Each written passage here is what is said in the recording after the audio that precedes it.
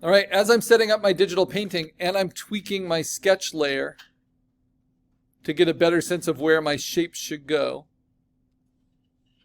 right, with my custom brush, with my custom settings,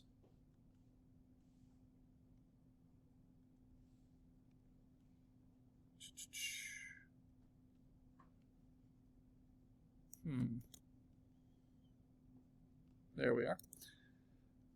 It's good to remember that painting is more than just copying from photo reference. If we look at digital painted caricatures, you can take a lot of liberties with your portrait or your animals, right? You can really stretch them out. You can really push and pull them in different ways.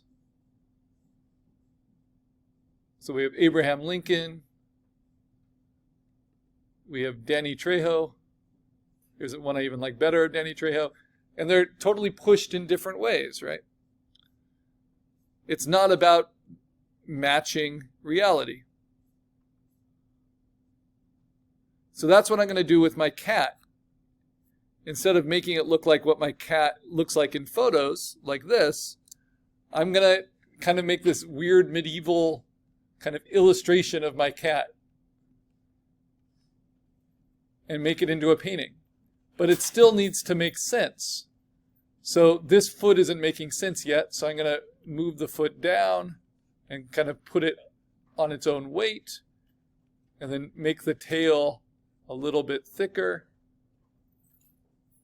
And as I'm just doing this with the sketch, I'm really just exploring, kind of seeing the limits of what I'm interested in. And I might even end up giving it wings. I think that might be kind of fun. So I'm trying to get to the essence of my cat here. Who's a little bit an angel and a little bit like a medieval demon. Is your cat an angel or a demon? A little bit of both. I hate how half my family is allergic to cats. I'm actually allergic to cats. Yeah. I'm lucky Makes now. for a complicated relationship.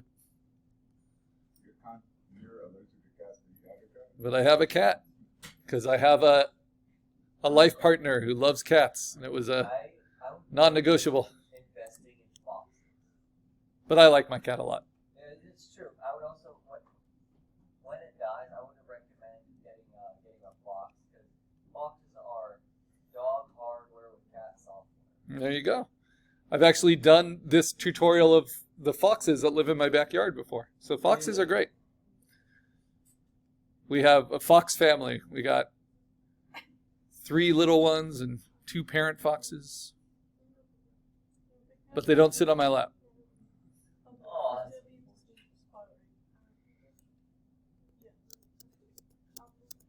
I have to somehow make a Mexican look anime the way that portrays to love. Yeah, that can be the challenge. All right, so I'm kind of noodling around with the sketch, kind of finding my way, just like those dragons in the slides I showed you. But now I've kind of at least got a silhouette that I can work with. So now I am done with that sketch. So I'm going to lock it. I might take its opacity down a little bit first, because I am not painting underneath this. This is not finished line art. This is just like the charcoal sketch to get me started. Now I will make a layer at this stage underneath my sketch layer. This is just my process. And just like traditional oil painting, I am going to tone the background around it. So now I'm going to use that brush. I'm going to use it at 100%, a little bit bigger, and I'm going to pick a color. So I'm going to hold down Option and steal this color, right? And then I'm going to paint it behind my sketch. But this is not digital coloring, because this is just a way for me to get a base layer on my painting. And I can use just one color like that, or I can use multiple colors. So maybe I'll use this orange for the whites of the cat, he has this big white stripe above his nose. He has a little bit of a collar. He has a white belly. And then he has a white kind of patch on his leg, right, which I can see very clearly from my reference, and then white feet.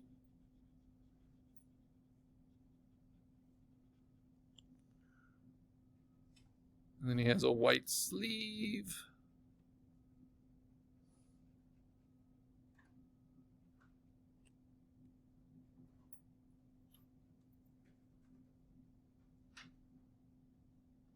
But what I'm doing now is what I call the kill whitey phase.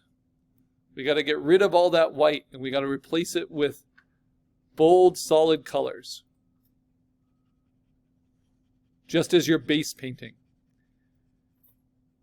It would be very wasteful, very time-consuming to take a clean, white, prepared canvas and then just take a small brush and start painting your painting subject, whether it's a portrait or an animal, from like the little details on that big white canvas. Makes a lot more sense to tone the whole thing first, so that you have a value range to react to. I don't know why, but for some reason that made me laugh.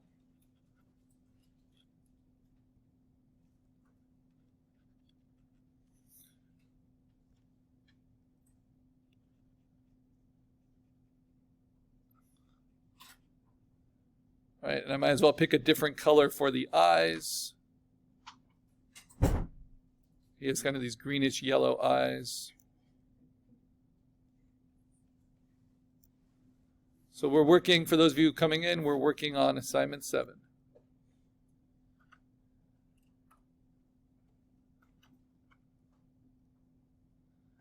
Okay, and I also want you to be aware that you don't want to use black and white.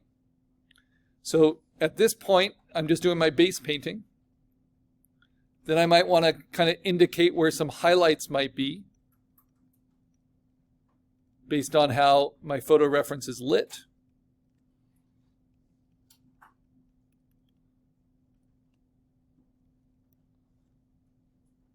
And I don't want to do those highlights with solid white. Instead, I always want there to be a little bit of color. And then I'm going to steal from my cat photo and see what color that is. And that's black, black, black. I don't want to paint with that. Instead, I'm going to use a dark blue. And it might look almost the same as black, but it's really important that there's some color in there. Whoops. Where's my dark blue?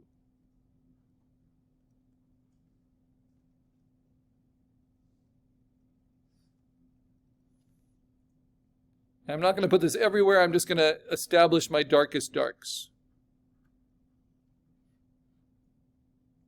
Especially in the focal points like the eye.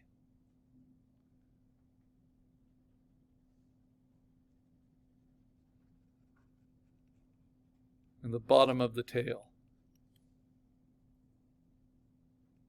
Now this gives me a base. This is again at 100% opacity to work on top of.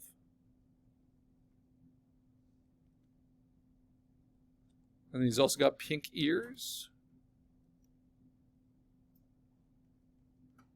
Those are bright on the inside. And then, let's see, I want a brighter light. Now this, I don't want it to be solid white. I want it to be kind of a creamy white. Again, you don't want to use pure white or pure black. And notice my number one goal is to just get the whole silhouette covered with something. That's what matters. And if I really zoom in, because I'm using this custom brush, it's already starting to build up some texture. Right? Even though it's just at 100%. So this is just kind of my base painting.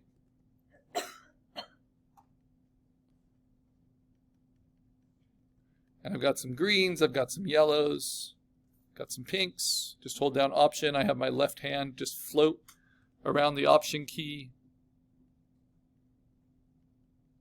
Got some blues.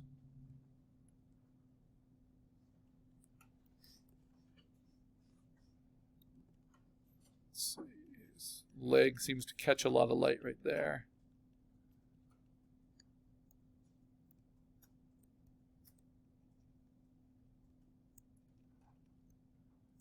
And maybe I want to use a little bit of this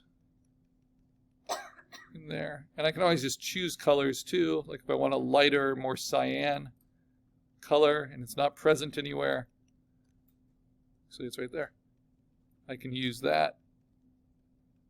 And I can always make a little palette off to the side of colors that are useful to me.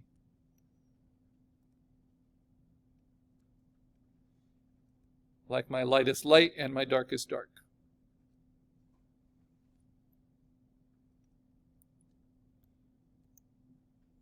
Also this green I like.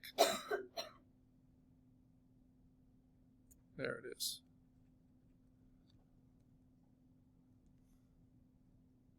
And it can be fun to throw some just crazy colors in there too.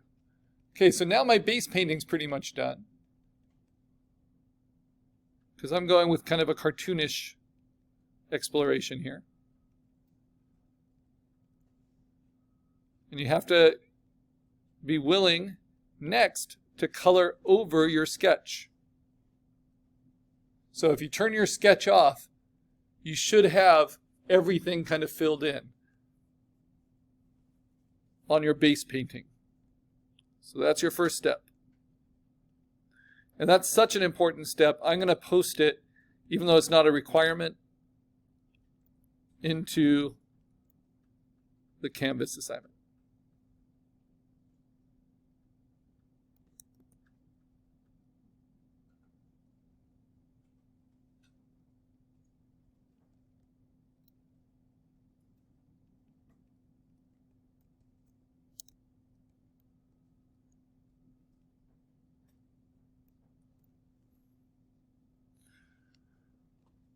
Let's see, let me get a little bit for the toes, for the underside of the foot.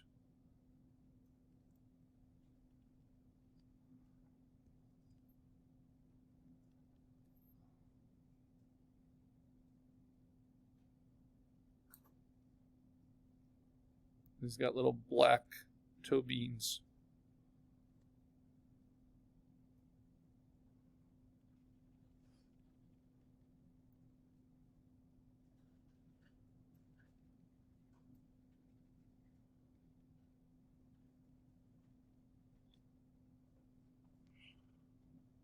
Okay. A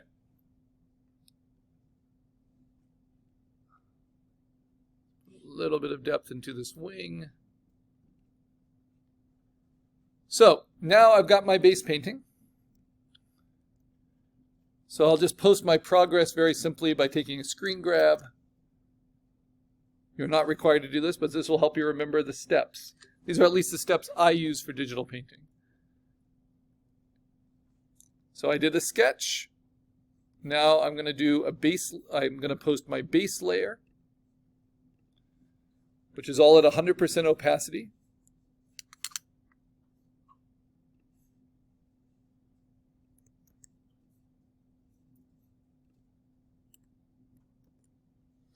And this is the last assignment I'm demoing for you.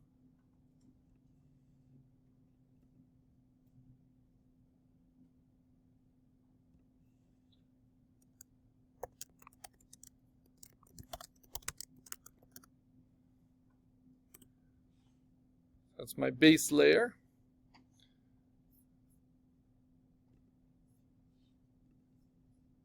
It's on the desktop. There it is. It's fun to see everyone's inspirations.